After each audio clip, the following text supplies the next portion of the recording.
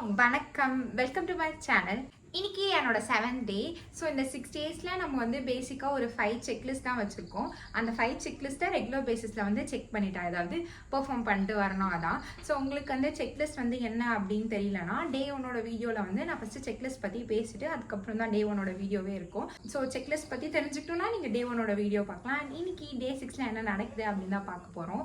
பேசிக்காக என்னோட டே வந்து நான் நிறைய சொல்லியிருக்கேன். லைக் மார்னிங் வந்து நான் வந்து ரொம்ப ஏர்லி பேர்டாக இருக்கணும்னு நான் ட்ரை பண்ணுறேன்.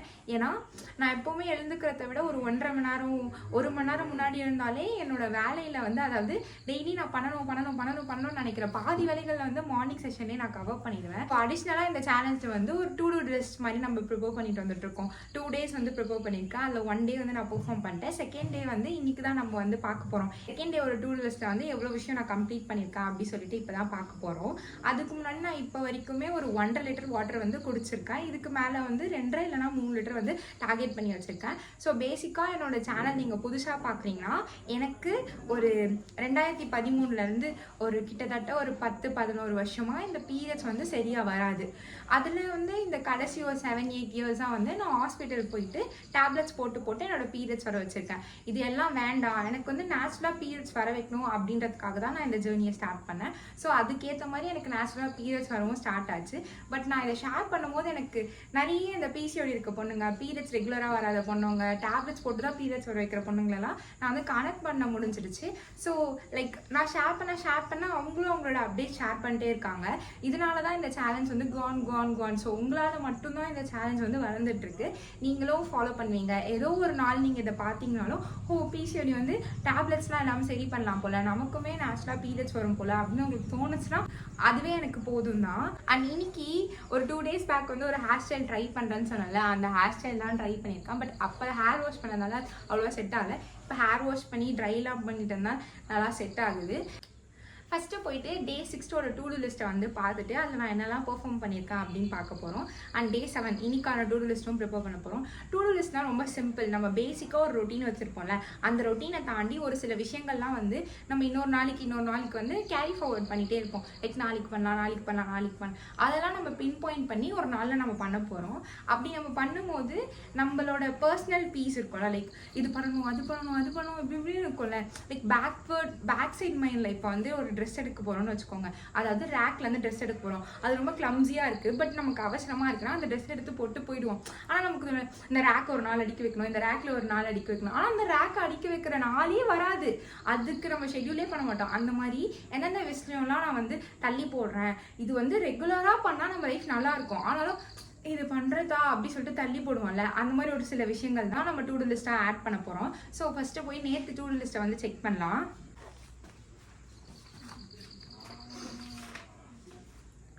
நேற்று வந்து ஒர்க்கில் வந்து 2 செக்லிஸ்ட் போட்டிருக்கேன். என்னென்னா லைக் ஒர்க் ரிலேட்டடாக ஒரு எக்ஸல் நான் மெயின்டைன் பண்ணிகிட்டு இருப்பேன். ஜஸ்ட் ஃபார் மீ, லைக் நான் இது பண்ணியிருக்கேன் அப்படின்ட்டு அது வந்து அப்டேட் பண்ணோம். டெய்லி அப்டேட் ஷீட் அப்டேட் பண்ணோம். இது 2த்துல வந்து நான் ஒன்று தான் பண்ணியிருக்கேன், இன்னொன்று பண்ணல. அண்ட் வந்து ஏரிங் ராக் இருக்குல்ல, லைக் நேற்று வீடியோ பார்த்தோன்னா தெரிஞ்சுக்கோ, எங்களோட கம்பல், வளையல், அம்மாது, பாட்டிது, இது எல்லாமே வந்து ஒரு ராக்கில் நான் வந்து ஆர்கனைஸ் பண்ணி வச்சுருப்பேன். அது வந்து கிளியர் பண்ணோம் அப்படின்னு சொல்லிட்டு போட்டிருக்கேன். அது நான் பண்ணிட்டேன். அதோடு சேர்த்து அதுக்கு கீழே வந்து என்னோடய க்ளோத்ஸ்லாம் இருக்குது, அந்த ரேக்கும் நான் ஆர்கனைஸ் பண்ணி வச்சுட்டேன். அப்புறம் reading and analysing past 5 days journal, இது வந்து நான் பண்ணல. பிகாஸ் நேற்று வந்து இந்த முருகர் திருக்கல்யாணம். ஸோ அதனால நான் வந்து ஒரு 3 hours 4 hours வந்து அங்கே இருக்கிற மாதிரி ஆயிடுச்சு. கோவிலுக்கு போயிட்டு ஃபோன் எதுவுமே இல்லை, நான் பாட்டுன்னு கல்யாணத்தை பார்த்துட்டு இருந்தேன். ஸோ வந்து நேற்று பண்ணதுலேயே வந்து 4 கொடுத்துருந்தேன், அந்த 2 தான் பண்ணியிருக்கேன். அடிஷ்னலாகவும் ஒன்று பண்ணியிருக்கேன். So 2 on 4. But okay, because நான் அடிஷ்னலாக இந்த க்ளோத் ஸ்டாக்கும் அழுக்கி வச்சுருக்கேன். 2 on 4. இன்னைக்கான டூ லிஸ்ட்டில் வந்து நான் வந்து ஒன்று பண்ணலாமா அப்படின்னு யோசிக்கிறேன்னா, டெய்லி என்ன எக்ஸசைஸ் பண்ணுறதுன்னு யோசிச்சே எனக்கு வந்து பைத்தியம் பிடிக்குது. அதனால நான் வந்து எக்ஸசைஸ் ஷெட்யூல் மாதிரி ஒரு வீக்குக்கு ஏதாவது பண்ணலாம், ஜஸ்ட் ட்ரை பண்ணலாம். இந்த வீக் இன்னைக்கு இந்த எக்ஸசைசஸ்லாம் பண்ணலாம், அடுத்த நாள் இந்த எக்ஸசைசஸ்லாம் பண்ணலாம் அப்படின்னு சொல்லிட்டு எல்லாம் ஒரு பேசிக்காக ஒரு 3-4 ஷெட்யூல்ஸ் அடுத்து. ஸோ இப்போ நான் பேசிக்காக இந்த நோட் எடுத்து லைக் இந்த எக்ஸசைஸ் 20 times, ஓகே 20 times, அது அடுத்து இந்த எக்ஸசைஸ் அந்த மாதிரி பண்ணலாம். ஸோ ஒரு எக்ஸசைஸ் ஷெட்யூல். ஒரு வேளை அது செம்மையாக ஒர்க் அவுட் ஆச்சுன்னா நம்ம அதை ஷேரும் பண்ணலாம்ல.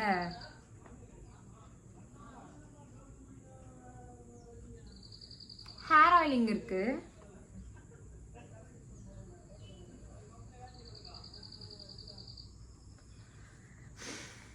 முடிஞ்சிருச்சு. ஸோ இன்றைக்கி வந்து அதிகமாக இருக்க போகிறதுல 2 டூ டூ லிஸ்ட் தான். அதில் ஒன்று வந்து ரிசர்ச் பண்ணுற மாதிரி இருக்கும். பிகாஸ் நிறைய எக்ஸசைசஸ் இருக்குது, எல்லா எக்ஸசைஸுமே நம்ம பாடிக்கு நல்லது தான். ஸோ ஏதாவது ரிசர்ச் பண்ணி ஏதாவது புதுசாக இந்த சென்ஸ் நான் பண்ணாத எக்ஸசைஸு, நான் இது வரைக்கும் பண்ணாத ஸ்ட்ரெச்சஸ்ஸு, இதெல்லாம் கொஞ்சம் ரொட்டீனில் ஆட் பண்ணுவோம். நான் பண்ணி எனக்கு அது நல்லா வந்துச்சுன்னா நானும் உங்ககிட்ட ஷேர் பண்ணலாம்ல. அண்ட் நம்ம வீட்டுக்கு வந்து புதுசாக ஒருத்தவங்க வந்திருக்காங்க. நேற்று தான் எங்கள் வீட்டில் வந்து எனக்காக அவனை அடாப்ட் பண்ணியிருக்காங்க. அடாப்ட் இன் த சென்ஸ் என்னன்னா, நேற்று வந்து என் தம்பி வந்து வாட்ஸ்அப்பில் ஒரு மெசேஜ் சென்ட் பண்ணான். லைக் ஒரு ஃபோட்டோ அனுப்பிச்சு, பாரு இவனும் உன்ன மாதிரியே தூக்கிட்டே இருக்கான் அப்படி சொல்லிட்டு பார்த்தா ஒரு நாய்க்குட்டி அவன் வந்து தூக்கிட்டே இருந்திருக்கான் போல. அவனை வந்து லைக் ரோட்டில், எங்கள் ஷாப் வந்து ரோட்டில் இருக்குல்ல, அங்கே வந்து ஒரு சைடில் வந்து ஒரு நாய்க்குட்டி போட்டுச்சா இல்லை என்னன்னா தெரியல, இவன் இருந்திருக்கான் போல. இவனை பார்த்து இவனை பால்லாம் ஊற்றி வச்சு நைட்டு வந்து என் தம்பி தூக்கிட்டு வரான். அப்படியே நான் பயப்படுத்துறதுக்கு வரான். எனக்கு வந்து கொஞ்சம் குட்டி டாக்ஸ்லாம் பயம். பிகாஸ் ஸ்லிப் பண்ணும்போது நான் போட்டுட்டேன்னா பாவம். லைக் நார்மலாகவே டாக்ஸ் வந்து எனக்கு ஒரு சில இஷ்யூஸ் தான் நடக்குது. நார்மலாகவே எனக்கு வந்து அதுங்களுக்கு வாயில் பாவம். இப்போ நமக்கு வந்து ஒரு விஷயம் வந்து வலிச்சதோ பசிச்சதோ இந்த மாதிரிலாம் சொன்னால் நமக்கு தெரியும். பட் இந்த எல்லா ஜீவன்ஸும் சொல்கிறேன், அவங்களுக்குலாம் என்ன பண்ணுவாங்க அப்படின்னா, எனக்கு நார்மலாகவே டாக்ஸ்னால் கொஞ்சம் சாஃப்ட் கார்னஸ். பிகாஸ் சின்ன வயசுலேருந்து எங்கள் வீட்டில் வந்து எப்போவுமே டாக்ஸ் இருக்கும். டாக்ஸ் இல்லாத ஃபேஸ் ஆஃப் டைமே இருக்காது. ஒரு டாக் இல்லைன்னா லைக் டாகோட ஸ்பேனும் வந்து இந்த ஸ்ட்ரீட் டாக்ஸோட ஸ்பேன்லாம் கம்மி தான். மேபி அது வந்து ஏதாவது ஒரு ஆக்சிடென்ட்ஸ் ஆகலாம், இல்லைன்னா வேறு ஏதாவது ஒரு நாய் கடிச்சிரும், இல்லைனா ஏதாவது ஒன்று உடம்பு சரியில்லாமல் போயிடும். ஸோ இந்த ஸ்ட்ரீட் டாக்ஸோட ஸ்பேன் ஆஃப் டேஸ் வந்து கம்மி தான். ஆனாலுமே எங்கள் வீட்டில் எப்போவுமே ஒரு டாக்ஸ் இருந்துகிட்டே இருக்கும். ஒரு சில டைம்ஸில் 3-4 டாக்ஸ்லாம் இருக்குது. இப்போவுமே 2 டாக்ஸ் இருக்குது. அது இல்லாமல் இவன் வளர்த்தேன் 3 டாக்ஸ். இவன் வந்து ரொம்ப குட்டி பையன். ஸோ நான் அவனை காட்டுறேன். ஹாய் சொல்லு. ரொம்ப நேரம்லாம் இவனுக்கு பிடிக்குதான்லாம் தெரியல எனக்கு. ஹாய் சொல்லு. சரி போயிடு. ஸோ இதுக்கப்புறம் எங்கள் வீட்டில் நான் தனியாக இருக்க மாட்டேன். எனக்கு ஒரு ஃப்ரெண்டு வந்திருக்கான். எனக்கு இவனை தூக்கவே ஒரு மாதிரி பயமாக இருக்குது. எங்கள் அம்மா வந்து நேற்று சொல்கிறாங்க, போய் பால் குடிக்க தூக்கிட்டு வாடினா. எனக்கு பயமாக இருக்குது. குழந்தைய லிஃப்ட் பண்ணும்போது நான் ஏதாவது கீழே போட்டுட்டேன்னா. நான் வந்து காலையில் தான் லைக் நேற்று நைட் தான் வந்தான். காலேருந்து என் கூட தான் இருக்கான். காலேருந்து என் வீட்டில் யார் இல்லையா. நான் நடந்து போனால் என் பின்னாடியே வரான். ஆனால் இப்படி போனால் இப்படி வரான், இப்படி போனால் இப்படி வரான். என் பின்னாடியே சுற்றிக்கிட்டு இருக்கான். பாவமாக வச்சுட்டு இருக்கான். பிளாக்கின்னு எங்கள் பாட்டி கூப்பிட்றாங்க, பைரவான்னு எங்கள் அம்மா கூப்பிட்றாங்க. எல்லாரும் ஒரு ஒரு பேர் இருக்கிறாங்க. நீங்களே ஏதாவது பேர் சஜஸ்ட் பண்ணுங்க. குட்டி முன்னாடி அம்மா பத்திரமாடி. கோவா போய் பறிச்சுட்டு வந்தேன். இதை ஒர்க் அவுட்க்கு முன்னாடி சாப்பிட்றதுனால இப்போவே வந்து ஃபாஸ்ட் பிரேக் பண்ண போகிறேன். அதனால கஷாயம் கோகோனட் ஆயில் வந்து இப்போ குடிச்சிட்டு அதுக்கப்புறம் வந்து கொஞ்சம் நேரம் கழிச்சு ஒர்க் அவுட் பண்ண போகிறேன். இப்போ தான் நான் ஒரு மெசேஜ் பார்த்துருந்தேன், லைக் சாப்பிட்டு ஒர்க் அவுட் பண்ணலாமா அப்படின்னு சொல்லிட்டு. ஒர்க் அவுட் வந்து ஒரு ஹெவி மீலுக்கு அப்புறம் பண்ணுறது வந்து கொஞ்சம் கஷ்டமாக இருக்கும். நீங்கள் செம்மையாக கட்டிட்டீங்கன்னா ஒர்க் அவுட் பண்ணுறதுக்கு கஷ்டமாக இருக்கும். பட் ஒரு சிம்பிளாக லைக் ஒரு 2 எக்ஸு, இல்லை நம்ம ஒர்க் அவுட் பண்ணுறதுக்கு ஒரு எனர்ஜி தேவைப்படும்ல, அது மாதிரி ஃப்ரூட்ஸு இந்த மாதிரிலாம் சாப்பிட்டு ஒர்க் அவுட் பண்ணிங்கன்னா உங்களுக்கு ஈஸியாக இருக்கும். பட் ஒர்க் அவுட் வந்து நீங்கள் சாப்பிட்டு பண்ணுறீங்களோ சாப்பிடாம பண்ணுறீங்களோ உங்களுக்கு எப்போ வேணால் பண்ணலாம். நான் எப்போ வேணால் பண்ணிகிட்டு இருக்கேன். பட் ஒரு லைட் மீல் ஆர் எம்டி ஸ்டொமக்கில் இருக்கும்போது இன்னும் கொஞ்சம் ஈஸியாக இருக்கும். அவ்வளோதான்.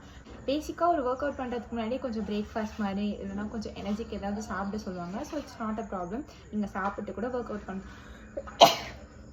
சாரி ஐயோ இவ்வளோ நேரம் கோகோனட் ஆயில் கையில் வச்சு பிடிச்சிட்ருக்கேன். நீங்கள் சாப்பிட்டு கூட ஒர்க் அவுட் பண்ணலாம், பிரச்சனையே இல்லை.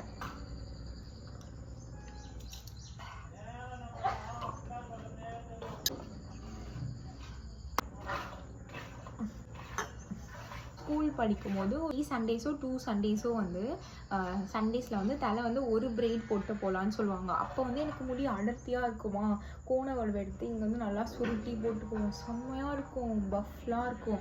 இப்போ வந்து முடி ரொம்ப கம்மியாகிட்ட அப்புறம் அதை என்னால் போடவே முடியாது. ரொம்ப வருஷங்கள் கழிச்சு லைக் 10th இந்த அடர்த்தி வந்து 11th கம்ப்ளீட்டாக போயிடுச்சு, 12th சுத்தமாக போயிடுச்சு, காலேஜில் போயிடுச்சு. ரொம்ப வருஷங்கள் கழிச்சு இப்போ எனக்கு இந்த மாதிரி பஃப்லாம் வருது. உங்களுக்கு தெரியுதா? இது இன்னுமே வரணும், நல்லா வரும். எனக்கு பஃப் மாதிரியே இருக்காது, என் ஹேரே வந்து இப்படி இருக்க மாதிரி இருக்கும். இப்போ தான் நம்ம கொஞ்சம் கொஞ்சமாக வளர்த்துட்ருக்கோம். காட்ஸ் கேஸ் நம்ம போகிற எல்லா எஃபர்ட்ஸ்க்குமே நமக்கு ரிசல்ட்ஸ் கிடைக்கும்.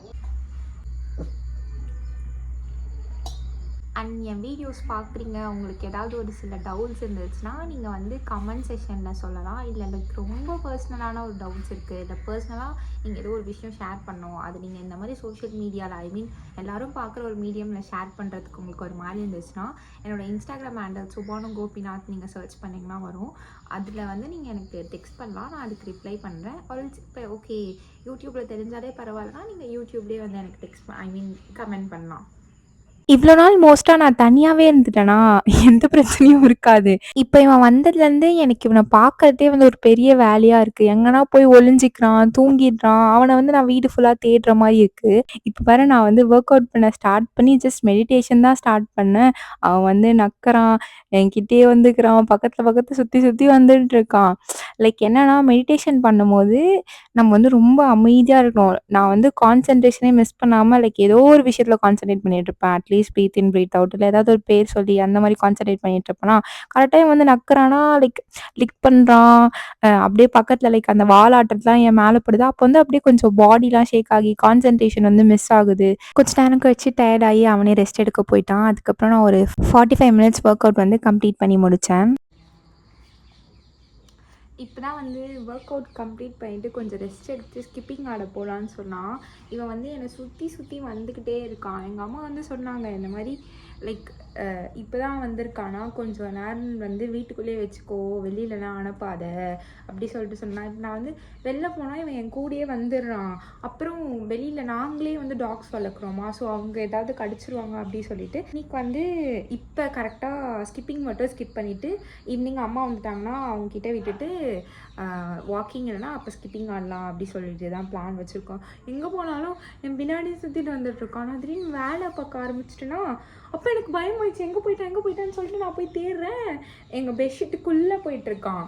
அதுக்கப்புறம் அவனே தான் வெளில வந்தான். வந்து அவுட்டோர் ஒர்க் அவுட் வந்து இப்போ நான் பண்ணல. கொஞ்சம் நேரம் கழித்து எங்கள் அம்மா வந்துட்டாங்கன்னா எங்கள் அம்மா கிட்டே இவனை விட்டுட்டு அதுக்கப்புறம் வந்து ஸ்கிப்பிங் ஆடலான் இருக்கேன். ஒரு வேளை ரொம்ப நைட் ஆனாலுமே ஸ்கிப்பிங் ஆடிடுவேன். இல்லைனா எங்கள் அம்மா கூட வந்து இவனுக்கு வந்து அந்த ரோப் இருக்கும்ல, சங்கிலி அது வாங்கிட்டு வர சொல்லியிருக்கேன். ஸோ வாக்கிங் கூப்பிட்டு போகலாம், அப்படியே கொஞ்சம் வாக்கிங் டார்கெட் கம்ப்ளீட். இந்த மாதிரி நான் வீடியோ எடுக்கிறதுக்கு முன்னாடி உட்காந்துட்டேன்னா நான் என்ன பண்ணுறது, இப்படிக்கா வந்து உட்காரணும், இல்லை நீயும் ஃப்ரேமில் இருக்கிறோன்னா இப்படி வரணும்.